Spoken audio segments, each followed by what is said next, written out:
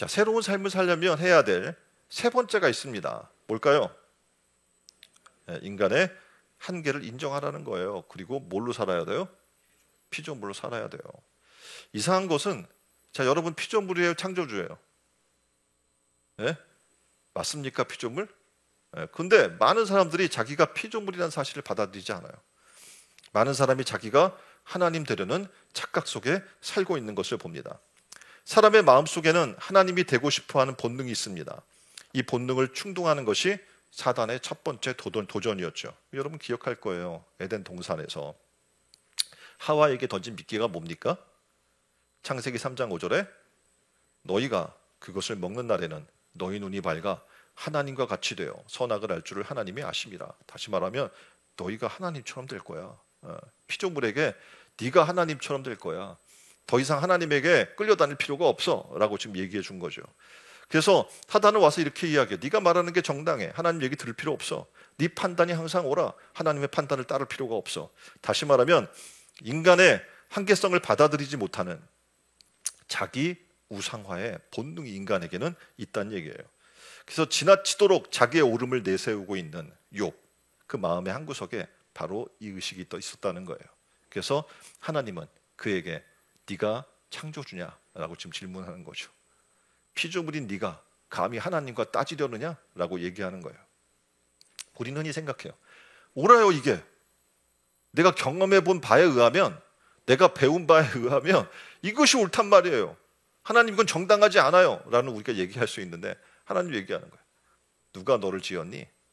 네가 옳다고 생각하는 그 옳다고 한 옳음이 과연 정당한지 한번 생각해봐. 우리는 생각해야 늘 생각해야 돼요. 우리는 피조물이고 하나님은 우리의 창조자라서 하나님의 생각이 가장 선하시고 하나님의 생각이 가장 옳다는 사실을 우리는 인정해야 되는데 삶 속에 그게 인정이 안 되는 거예요. 우리가 교회를 다니잖아요. 그럼 교회에 어떤 일들이 진행이 돼요. 그럼 내가 생각할 때 내가 경험해 본 바에 의하면 이게 더 옳아 보이는데 라고 하는 것들이 있어요.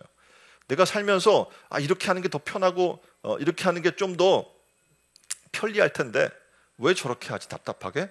라고 하는 부분들이 있어요. 근데 우리는 교회에 와서 깨닫는 것이 있어요.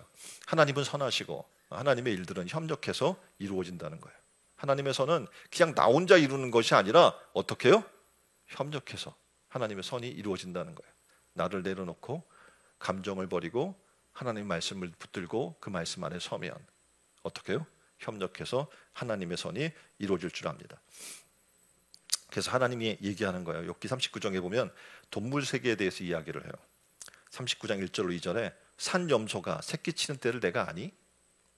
암사슴이 새끼 낳을 기한을 내가 알 수 있니? 그것이 몇 달 안에 만삭되는지 아느냐? 그 낳을 때를 아느냐? 여기서 계속 질문하는 건 뭐냐면 네가 하나님이야? 하나님의 능력, 하나님의 지혜, 하나님의 돌보심을 지금 얘기하고 있는 거예요.